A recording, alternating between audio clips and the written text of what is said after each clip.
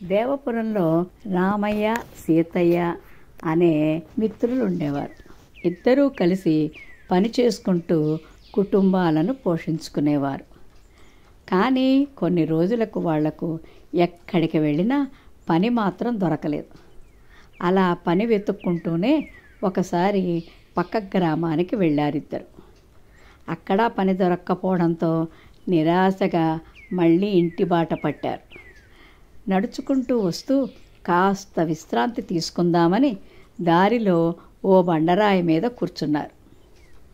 అక్కడ కూర్చున్న కాసేపటికి వాళ్లకు, మీరు చాలా అదృష్టవంతులు, నేను వరాలిచ్చే బండరాయిని, నా మీద కూర్చుని ఏ కోరిక కోరుకున్నా, మనసులో ఏమనుకున్నా అది జరుగుతుంది. కానీ ఇక్కడ కూర్చుని మీరు కోరుకున్న 3 కోరికలు మాత్రమే తీరుస్తాను, మీకు నచ్చింది కోరుకోండి అని మాటలు వినిపించాయి. ఆ మాటలు విని మిత్రులిద్దరూ చాలా ఆనందించారు. వెంటనే ఉదయం నుంచి తిండి తిప్పలు మానేసి నడుస్తూనే ఉన్నాం, తినడానికి కాస్త భోజనం కావాలి అన్నారు. వెంటనే భోజనం ప్రత్యక్షమైంది. ఇద్దరూ గబగబా తినేశారు. తర్వాత రామయ్య, ఎంత ప్రయత్నించినా నాకు పని దొరకడం లేదు, నాకు ప్రతిరోజు పని ఉండేలా చూడు, అలాగే నా 2 పిల్లలు బాగా చదువుకొని మంచి ఉద్యోగాల్లో స్థిరపడేలా చెయ్యి అన్నాడు. అలాగే నీ కోరికలు తీరుతాయి అంది బండరాయి. సంతోషంగా పని చేసుకోవడానికి వెళ్ళిపోయాడు రామయ్య. కానీ సీతయ్య మాత్రం, నాకు 100 సంచుల నిండుగా బంగారు నగలు కావాలి అని కోరుకున్నాడు. అతను కోరుకున్నట్లుగానే అన్నీ ప్రత్యక్షమయ్యాయి. కోరుకున్న నగలన్నీ వచ్చాయని ఎంతో ఆనందించాడు సీతయ్య. ఆ ఆనందంలో రాయి పెట్టిన షరతు మర్చిపోయి, నా దగ్గర ఇంత ధనం ఉంది, పొరపాటున దొంగలు వచ్చి దోచుకుంటే ఎలా అనుకున్నాడు. అలా అనుకున్నాడో లేదో 3 దొంగలు వచ్చి ఆ ధనం మొత్తం దోచుకెళ్ళారు. దాంతో ఉచితంగా వస్తున్నాయని ఇవన్నీ కోరుకోకుండా రామయ్యలాగా ఎప్పుడూ పని కావాలని అడగాల్సింది. అత్యాశకు పోయి వచ్చిన అవకాశాన్ని కూడా చేజార్చుకున్నాను అనుకుంటూ ఇంటికి బయలుదేరాడు సీతయ్య. రాజధానిలో యువరాజు పుట్టినరోజు వేడుకలు చూడటానికి బాలయ్య భద్రయ్య తమ గ్రామం నుంచి బయలుదేరారు. ఇద్దరు ఒట్టి అమాయకులు. రాజధానిలో మోసగాళ్ళు ఎక్కువ, జాగ్రత్తగా ఉండండి ఎరిగిన వాళ్ళందరూ హెచ్చరించారు. వాళ్ళు రాజధాని చేరి యువరాజు పుట్టినరోజు వేడుకలు చూస్తూ ఆనందించసాగారు. ఒకచోట వాళ్ళు ఆకాశాన్నంటేటట్టు రాణిగారు మహల్ అందాన్ని అబ్బరపడుతూ చూశారు. మహలకు ఎక్కడ చూసినా అందమైన గాజు కిటికీలు. 1, 2, 6, 16, 22 అంటూ లెక్క పెట్టసాగాడు బాలయ్య. వాడి లెక్క ఇంకా పూర్తి కాకుండానే ఎక్కడి నుంచో ఒక పౌర మీసాలవాడు వచ్చి, ఎన్ని కిటికీలు లెక్క పెట్టావు అంటూ ఉరిమినట్టు అడిగాడు. బాలయ్య భయపడిపోతూ 16 అండి అన్నాడు. అయితే 16 రూపాయలు ఇవ్వు అని గద్దించాడు కోర మీసాలవాడు. బాలయ్య వాడికి సంచిలోంచి 16 రూపాయలు తీసిచ్చాడు. వాడు శరవేగంతో పక్క వీధిలోకి మాయమయ్యాడు. చూసావా బాలయ్య ఎలా మోసపోయామో అన్నాడు భద్రయ్య ఏడుపు ముఖంతో. దానికి బాలయ్య ధీమాగా, మనమెక్కడ మోసపోయాం, మనమే వాడిని నిలువునా మోసం చేశాం. నేను లెక్క పెట్టింది 22 కిటికీలు, మనకే 6 రూపాయల లాభం అన్నాడు. శృంగేరి గ్రామానికి చెందిన ధర్మనందనుడు అనే ఆయన ఒక ప్రసిద్ధ పుణ్యక్షేత్రం దర్శించుకోవడానికి భార్యను కుమార్తెను వెంట పెట్టుకుని బయలుదేరాడు. ఆ పుణ్యక్షేత్రం చేరాలంటే ఒక నది దాటాలి. ధర్మనందనుడు నది దగ్గరికి వెళ్ళేసరికి అక్కడ యాత్రికులను నది దాటించేందుకు ఒక పడవ సిద్ధంగా ఉంది. ఆయన పడవవాడిని నది దాటించేందుకు మనిషికి ఎంత తీసుకుంటావు అని అడిగాడు. అయ్యా, కేవలం 1 రూపాయి మాత్రమే అన్నాడు పడవవాడు. ధర్మనందుడికి చాలా ఆశ్చర్యం వేసింది. నదిలో నీళ్లు నిండుగా ఉన్నాయి. పైగా నది ఆవలిగట్టు కనుచూపు మేరలో లేదు. ధర్మనందనుడు భార్య కుమార్తెలతో పడవెక్కి నది దాటి దైవ దర్శనం చేసుకుని సూర్యాస్తమయం వేళ తిరిగి నది దగ్గరకు వచ్చాడు. ఆలయం ఉన్న ప్రాంతాల్లో ఎటువంటి వసతి భోజన సదుపాయాలు లేవు.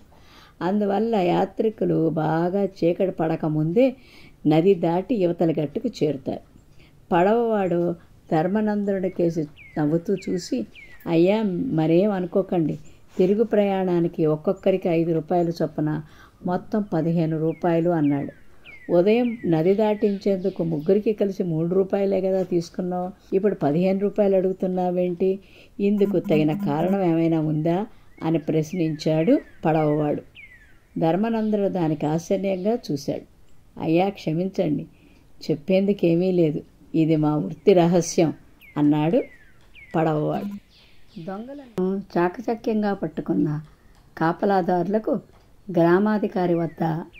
గ్రామాధికారికి గ్రామస్తుల వద్ద మంచి పేరు లభించింది. పెళ్లికి వచ్చి విడిది గృహంలో బస చేసిన పెళ్లి కూతురు తరఫు బంధువులు నగలు ఆ రాత్రి దొంగిలించబడ్డాయి. పోయిన నగలు చెక్కు చెదరకుండా గ్రామాధికారికి చేరాయని తెలియగానే అందరూ అమితానందంతో ఆయన ఇంటికి చేరారు. పెళ్లికి వచ్చి మా ఊళ్ళో నగలు పోయాయన్న అపకీర్తి తొలగినందుకు నాకెంతో ఆనందంగా ఉన్నది. మీరు ఒక్కొక్కరే నా వద్దకు వచ్చి మీ నగ పేరు, తూకం, గుర్తులు చెప్పి తీసుకెళ్ళండి అన్నాడు గ్రామాధికారి. నగలు పోగొట్టుకున్న వారందరూ ఆయన చెప్పినట్టే వచ్చి నగలు పుచ్చుకుని తృప్తిగా వెళ్ళారు. ఆఖరిన ఆయన వద్ద ఒక నగ మిగిలిపోయింది. దానిని పుచ్చుకోవడానికి ఎవ్వరూ రాలేదు. నా దగ్గర ఒకే ఒక నగల మిగిలి ఉంది, దాని సొంతదారులు మీలో ఎవరూ లేరా అని అడిగాడు గ్రామాధికారి. లేకేం బాబు, అదిగో కూర్చుని కుమిలి ఏడుస్తున్నదే, ఆమెదే ఆ నగ. అది ఖరీదైన రాళ్ల అడ్డీగా నిన్న మాకందరికీ చూపించి మురిసిపోయింది అన్నది గుప్పులోంచి ముందుకు వచ్చిన ఒక ముత్తైదు. అది విన్న గ్రామాధికారి కూర్చున్నవాడను తన దగ్గరకు రమ్మని పిలిచాడు. ఆమె లేచి ఆయన వద్దకు వచ్చిందే తప్ప మరేమీ మాట్లాడలేకపోయింది. తలంచుకొని మౌనంగా కన్నీళ్లు కార్చసాగింది. గ్రామాధికారి ఆమెను ఓదార్చుతూ పోయిన నగ దొరికినందుకు సంతోషించక, ఎందుకు అలా ఏడుస్తున్నావు అని అడిగాడు. అప్పటికీ ఆమె నోరు తెరవలేదు, ఏడుస్తూనే ఉన్నది. లాభం లేదనుకుని ఆమె భర్త లింగయ్య ముందుకు వచ్చి, ఆ నగ మా పక్కింటి సుబ్బలక్ష్మిది. అప్పటికి నేను మొత్తుకున్నాను, అరువు సొమ్ము బరువు చేటని. అయినా నా మాట ఆలకిస్తే కదా. నిన్న బయలుదేరేటప్పుడే నగ అరువు తెచ్చుకున్నది. ఇక్కడ అందరికీ ఆ నగ తనదని గొప్పలు చెప్పుకున్నది. దాని బరువు, గుర్తులు చెప్తే కదా తెలిసేది, ఆమెకి తెలిస్తే కదా చెప్పడానికి. అందుకే దానికి ఆ ఏడుపు అన్నాడు బాధగా. ఆరా తీయగా అతడు చెప్పిందంతా నిజమని రుజువైంది. నలుగురు ముందు ఇంత నగుబాటు పాలయ్యాక నాంచారమ్మ గ్రామాధికారి నుంచి నగపుచ్చుకున్నది. ఇక ఈ జన్మలో అరువు సొమ్ముకు ఆశపడకూడదన్నట్లు భర్తతో కలిసి అక్కడి నుంచి బయలుదేరింది. అరువు సొమ్ము బరువు చేటు, తియ్యాపెట్ట తీపుల చేటు, అందులో ఒకటి పోతే అప్పుల చేటు అన్నట్టు సామెత గుర్తుకొచ్చింది. పూర్వం ఒక ఊర్లో గిరిధరుడు అనే వ్యక్తి ఉండేవాడు. ఆయన మంచి మాటకారి, సమాజంలో మేధావి అనే పేరుంది. దీంతో గిరిధరుడికి విపరీతమైన గర్వం వచ్చింది. అందుకే తనకన్నా తెలివిగల వారిని ఎవరైనా నిరూపించుకుంటే తాను 1000 బంగారు నాణాలు ఇస్తానని ఇంటి ముందు పెద్ద పలక మీద రాయించాడు. ఈ విషయం తెలిసి చుట్టుపక్కల గ్రామాల్లోని చాలామంది ప్రజలు పోటీకి వచ్చి ఓడిపోయారు. ఓ రోజు గిరిధరుడు ఇంటి ముందు నుంచి కూరగాయలు అమ్ముకునే వ్యక్తి వెళ్ళసాగాడు. అతడి అరుపు గిరిధరుడికి కర్ణ కఠోరంగా వినిపించింది. వెంటనే బయటికి వెళ్ళి, ఏమాయ్ ఇలారా, ఎందుకలా అరుస్తున్నావు, నాకు ఇబ్బందిగా ఉంది అన్నాడు. ఇంతలో చుట్టుపక్కల జనాలు అక్కడ పోగయ్యారు.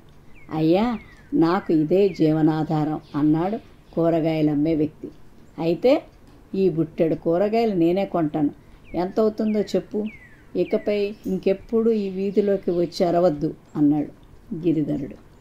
అలాగే అయ్యా, కానీ నేను వీటిని మీకు డబ్బులకు అమ్మను, గుప్పెడంత ధాన్యం కావాలి అన్నాడు. సరే, బుట్ట ఇక్కడ పెట్టు అని చెప్పాడు. మీరు గనక గుప్పెడంత ధాన్యం ఇవ్వాలి మరి అని మళ్ళీ చెప్పాడు.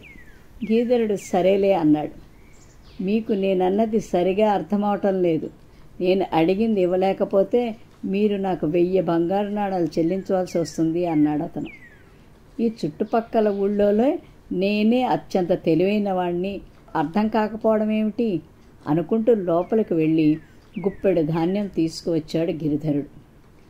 అప్పుడు ఆ కూరగాయలు అమ్ముకునే వ్యక్తి, నేను అడిగింది గుప్పెడు ధాన్యం కాదు, గుప్పెడంత ధాన్యం, అంటే గుప్పెడు పరిమాణంలో ఉండే ధాన్యం అన్నాడు. దీంతో గిరిధరుడు గర్వం పటాపంచలైంది. చుట్టుపక్కల మూగిన జనాలు చప్పట్లతో కూరగాయలు అమ్ముకునే వ్యక్తిని అభినందించారు. ఇక ఇప్పుడు అబద్ధం ఆడటానికి లేదు. దీంతో గిరిధరుడు అతడికి 1000 బంగారు నాణాలు ఇచ్చాడు. తర్వాత ఆ పలకను కూడా తీసి పక్కన పడేశాడు.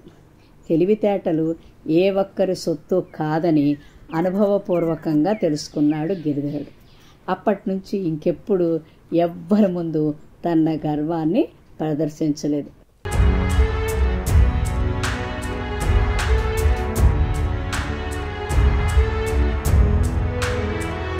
మీరు మరిన్ని వీడియోలు చూడాలంటే మన ఛానల్ను సబ్స్క్రైబ్ చేయండి. పక్కనున్న బెల్ ఐకాన్ని ప్రెస్ చేయండి.